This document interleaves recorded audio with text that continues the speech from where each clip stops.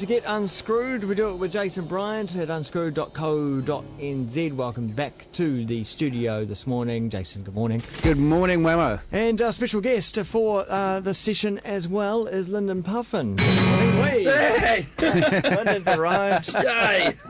Is there a guitar there? Yeah. Actually, I'll turn up a bit. I think this is the first time I've had you in the studio since the release of your album, Hope Holiday. I've been hiding. Yeah. That's what you do. I learned it off Joel Mulholland. You put your album out and then you hide. And then, you don't You just promote take it. off. Go You don't straight get to New out- York. certainly don't play songs off it or anything like that, no.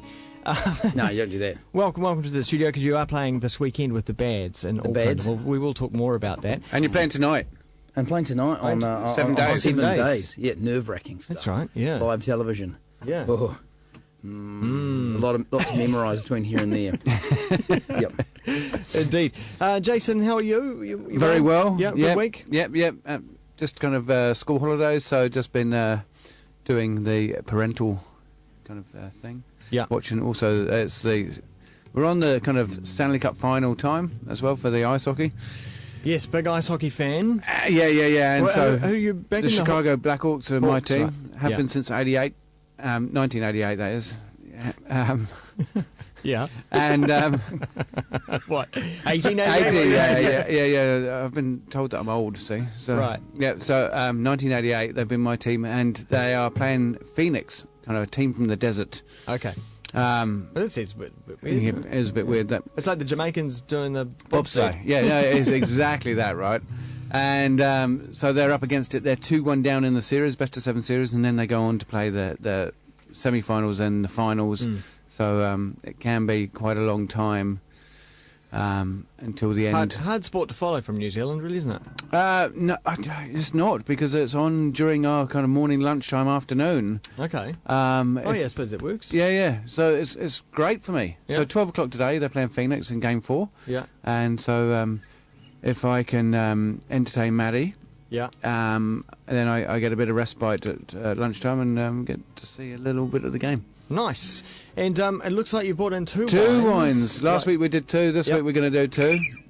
Now, All the 2's 22. I spent the past week comparing those two. Yeah. And What do you think? I definitely prefer perhaps the 2011. Right, okay, the newer, fresher, Yeah. brighter, but a bit more sweet. For more on that, refer to the video from last Last week up at week, yeah. kiwifm.co.nz.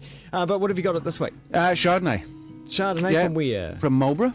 Yeah. You know, we talked about the Pinot Noir thing last week, because I went down to Wither Hills. Also did a Pinot tasting the weekend just gone, and out of everybody there, 8 out of 10, 80%, Yeah. I should say, preferred Marlborough Pinot, and they chose 2 wines exactly from the same vineyard as well.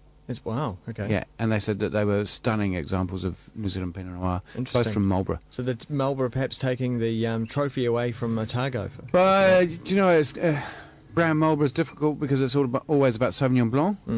It's a pretty diverse kind of region, though, because it can support a lot of other aromatics, plus Chardonnay, plus Pinot Noir, Sauvignon Blanc.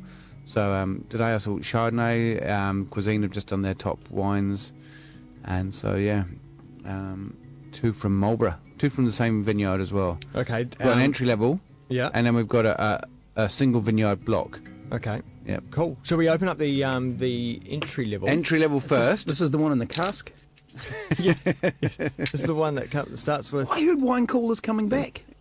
I heard that as Do you know well. what they're trying to? There's a bit of. They're trying to disguise it as eco-friendly wine Yeah. because it's lighter packaging, blah blah blah. What and- what happened to this whole wine in a can thing? Did that never take off? Do you know, Obviously it's all, no, it's all marketing spin. You know, they're just trying to do a different thing with wine, rather than kind of like don't fix it because it's not broken. Right? They're trying to unravel it. Everybody's trying to get a different point of, unique point of selling, and it's just making a mockery of the wine scene. They need to keep a bit of mystery about it, otherwise it becomes a commodity, just a normal beverage, and people just don't Yeah. think about paying for it. Talking about things coming in cans, of course, you know everyone's familiar with beer in a can, but it seems strange that a craft beer, you Yeah. know, and an artisan beer would go into a can, but an American very small brewery is canning their beer because it's cheaper to ship offshore. Yeah. Do you know, I think that, to be quite honest, the bottle and can for beer is okay. I don't see anything wrong with it. For me, personally, the answer right there is that I can actually take cans on board the dinghy or the boat when I go fishing way easier than I can take. And so what I end up taking is what we call boat beer, and you only drink it because it's there. That's the sort of slogan, and it just rolls around, and it's always something like Kiwi Lager or something that comes at $10 or $11 for a dozen of it. Right. And if I get, I have some standards, you know. Well, not by the sound of it. But if I could get something, you know, some sort of, you know, nice IPA or something in a can, and then that could roll around in the bottom amongst the bait, but you know, because the bottles will smash. Yeah, I'm exactly. all for that. That'll do. That'd be great. Very good point. Yeah. So you can't do the screw cap was kind of like the revolution of the wine industry, right? So that you can kind of like just unscrew it. You're only generally taking one bottle on a boat or picnic or whatever, so it's not going to smash, or very unlikely to smash. You can twist it off, pour it, put it back on. Not that you can do with the cork, right? You just pull out the cork, pop the cork back in, bob's your uncle. Right, but then the revolution of the screw cap kind of made it easier for the hospitality industry to keep the wine. But you don't need a tool to open it. You don't need a tool to open it, right? And same with the beer, right? You just pull the ring pull, but you have got to drink the whole lot. Right? Yeah. Nice, nice on the nose. This one. So what was this one again? This is a St. Clair. St. Clair Chardonnay. 2011 Chardonnay. Yeah. Right, and St. Clair got kind of winery of the year last year. So I mean. And they're no slouches. They're more synonymous with Sauvignon Blanc, but they are making kind of big waves and strides ahead with other varieties. They've got Grüner Veltliner, and they do a lot. Okay, so this is their kind of estate wine, and then they do a lot of single vineyard, and then they do a reserve range. Yeah. So they make a lot of wine. I mean, A little bit creamy. Yeah. I reckon it's nice.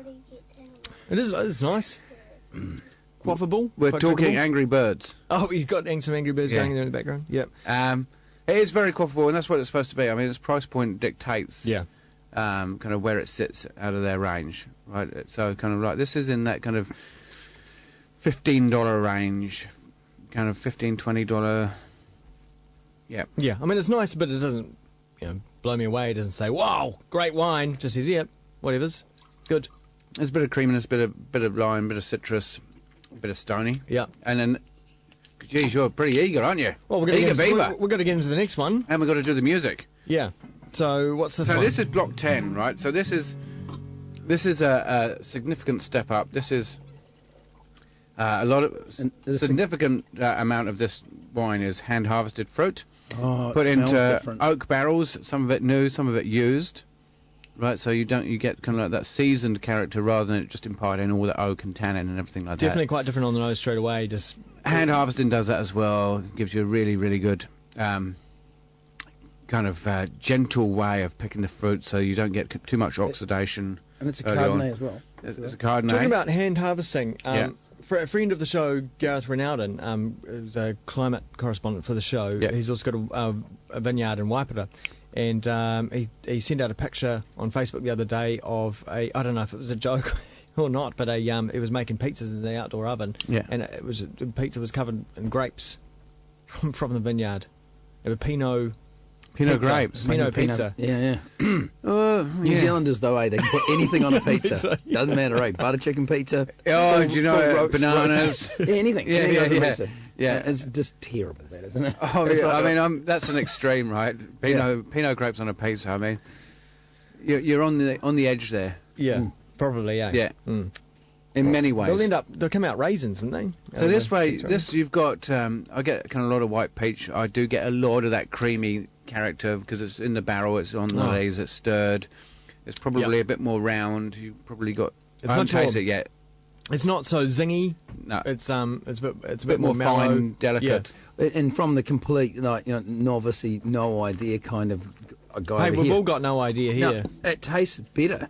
Yeah, it does. It just tastes nicer. It is totally more mellow. Is it how much of a step up in price? This one you're talking like 25 plus. Well, that was the end of that. It's back down again. Drink it while you got it. Hang on. Yeah. But also with this, I there's a lift in alcohol by 1%. Is there? Okay. Ah, now you've got me. Right. That's it. So you got from 13.5 to 14.5%, right? Yeah. And I can taste that. There's a ripeness in the fruit as well. With these more expensive wines, right? You tend to pick them a bit later. You want all the fruit to be really clean, as well as kind of like when you've got your estate wine, you want it to be fairly commercial. You need it to be stable. You need it to be consistent. So you pick it a bit underripe, as well as you don't, because you're not risking any of the quality of the fruit. Right. And you don't want to risk anything in the vineyard. Anything going wrong. And anything going wrong. Bad weather or something like that. Yeah. So you tend to be on the cautious, risk-averse side, as well as single vineyard. You tend to want to get really good ripe fruit. Yeah. Okay. So I'm giving the estate kind of, for me, because it doesn't blow me out the water, but it's not offensive, 85, and I really like the other one at kind of like 89. Brilliant. Okay, cool. That has been Unscrewed with Jason Really good. Bryant, unscrewed.co.nz. We're going to come back very shortly with